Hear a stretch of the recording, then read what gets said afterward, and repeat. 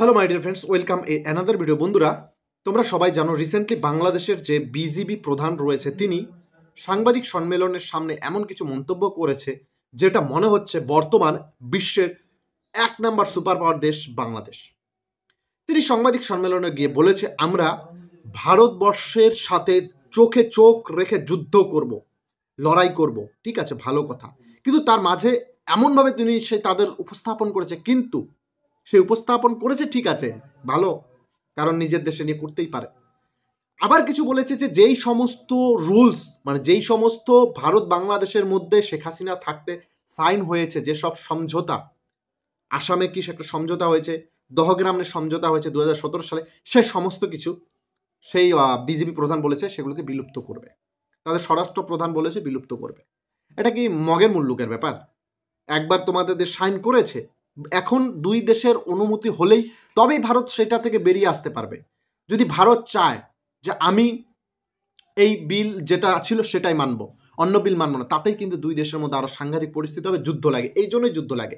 আর ভারত কখনো এটা মানবে না যে চলো আগের মতো আবার হয়ে যায়, কারণ একবার সাইন করিয়ে নিয়েছে যে আমরা বর্ডার থেকে বর্ডারের জিরো লাইনের মধ্যে বর্ডার দেওয়ার মতো ক্ষমতা রাখি, তাহলে সেই ভারতকে এটাকে আবার ছাড়বে?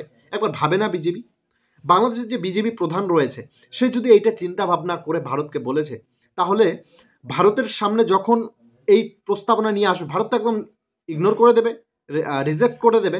তারপরে তারা যখন বর্ডারে এসে এই নিয়ে আবার মানে আলোচনা শুরু করবে, উল্টাপাল্টা কথাবার্তা বলবে, সীমানায় সংঘাত তৈরি হবে, সেই সময় কিন্তু ভারত বাংলাদেশের মধ্যে একটা ভয়াবহ যুদ্ধ লাগা মানে আগাম সতর্কতা তৈরি হয়ে যেতে পারে। মানে তাদের কাছে কিছু নেই, না বিশ্বের তৃতীয় সর্বোচ্চ শক্তিশালী দেশ, না ষষ্ঠ, না তাদের কাছে ভালো পরিমাণে যুদ্ধবিমান আছে, মিসাইল রয়েছে, তারপরে তারা এই ধরনের মন্তব্য করছে। আমি বলি কি, বাংলাদেশের যারা ভিডিও দেখছো বা সেনাপ্রধানরা, তোমরা আগে মায়ানমারের যে রায়খান আর্মি রয়েছে তাদের সাথে একটু লড়াই করো। তোমাদের টেকনাফ যে নদীটা রয়েছে সেখান থেকে তোমাদের ডলার তুলে নিয়ে চলে যাচ্ছে, তোমাদের মাছ ধরতে দিচ্ছে না রায়খান আর্মিরা, এবং সেখান থেকে রোহিঙ্গারা অনুপ্রবেশ করছে বাংলাদেশে অঢেল পরিমাণে, যেটা বাংলাদেশ ইকোনমিকের জন্য একটা খুব ভয়ানক পরিস্থিতি। সাথে সাথে নানা ধরনের চোরাকালান বাড়ছে, সে সমস্ত কিছু আগে আটকা, পরে নয় ভারতের সাথে আরো কি কি তোমাদের করাচ্ছে সেসব করো। আগে রাখান আর্মিদের সাথে লড়ে আসো, কারণ তোমাদের টেকনাফ নদী কিন্তু ওরা দখল করতে শুরু করে দিয়েছে, সেখান থেকে ট্রলার বাজেয়াপ্ত করছে, মাছ ধরতে দিচ্ছে না। সেখানে তোমাদের কিছু করার ক্ষমতা নেই। সাধারণ একটা সশস্ত্র গোষ্ঠীর সাথে তোমরা ভারতের সাথে বিশ্বের চতুর্থ বৃহত্তম সুপার পাওয়ার দেশের সাথে লড়তে আসতে যাচ্ছ। হ্যাঁ, শেখ হাসিনা যে সইগুলা করেছিল 2017 সালে, এটা কি ভারত অনায়াসে ছাড়বে মনে হয়? ভারত দহগ্রাম নিয়ে তোমরা এত আলোচনা করছে, ভারত যদি সেই সই মানে সমঝোতা তোমরা বলো যে শেখ হাসিনা যেই সমঝোতাটা করেছে সেই সমঝোতাটা আমরা মানি না, তাহলে ভারত কবে 1998তে না 93তে যখন ইন্দিরা গান্ধী সাইন করেছিল যে দহগ্রামে যাওয়ার জন্য 3 বিঘার মতো এরিয়া আমি দিচ্ছি, 3 বিঘা করিডোরটা, সেটা ভারত বলবে আমি এটা এখন দেবো না, তাহলে তোমরা 3 বিঘা কি হেলিকপ্টার নিয়ে যাবে? সেটাও ইন্ডিয়ান ল্যান্ডের উপর দিয়ে উড়ে যেতে হবে, ভারত দেবে না। রিমেম্বার একবার ভাবো কথাগুলা। মানে মিডিয়ার সামনে মানে উঁচু স্বরে জোরে জোরে বললাম, আর বাস্তবতা কিন্তু অনেক বিপরীত। ভারতকে বেড়া দিতে দিবে না, সে ভারত কিন্তু যেখানে বেড়া দেওয়ার দিয়েইছে, কারণ ভারতের কাছে পুরো দলিল রয়েছে বাংলাদেশের প্রাইম মিনিস্টারের সাইন করা। একবার যখন রেজিস্ট্রি হয়ে যায়, ডিভোর্স দিতে গেলে তো দুইজনের সমঝোতা দরকার।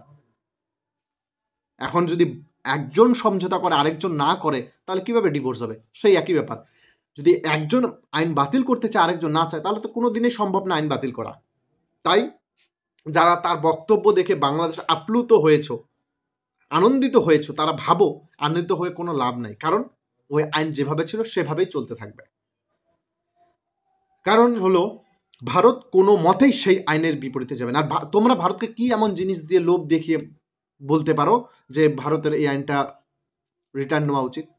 তোমরা ট্রানজেডি দাওনি, ভারত ত্রিপুরা যাইতে চাইছে রেল নেটওয়ার্ক করে, সেটা করতে দাওনি। তোমরা যখন ইন্টারন্যাশনাল কোর্টে যাবে, আদালতে যাবে, তখন ভারত বলিয়ে দেবে এখানে তোমার সাইন করা রয়েছে, তোমরা করেছো, কোনো ফায়দা নেই। ভারতকে কিছু দিতে হবে, তাহলে তোমাদেরকে বলে ঠিক আছে আইন উঠিয়ে নিচ্ছি, বর্ডার যেটুক দহগ্রামে বর্ডার, খালি দহগ্রাম এরকম 2-3টা জায়গায় আছে, বেশি না, 10-15-20 কিলোমিটার বা 50 কিলোমিটার, তার চাইতে বেশি না।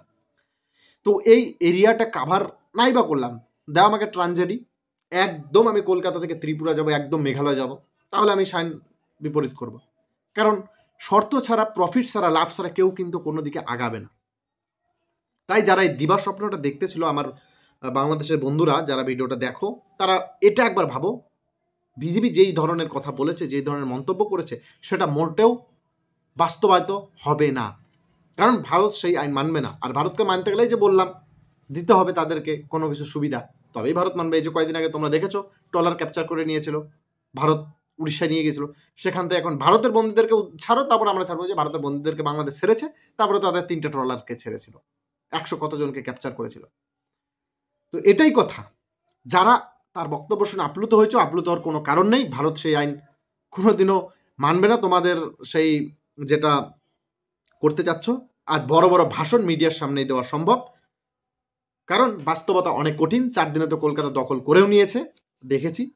তারা বাঁধও তৈরি করে দিয়েছে তিস্তার পাশে, সেটাও দেখেছি। তো কোনো কিছুই বাস্তবতা আর ভাষণের মধ্যে তফাৎ থাকে, সেটা একটু ভাবলেই হয়। তো ডিয়ার ফ্রেন্ডস, এই ভিডিওতে এতটুকুই। দেখা হচ্ছে আরও ভিডিওতে। ভালো লাগলে, আপডেট পেতে চাইলে অবশ্যই চ্যানেলটিকে সাবস্ক্রাইব করো।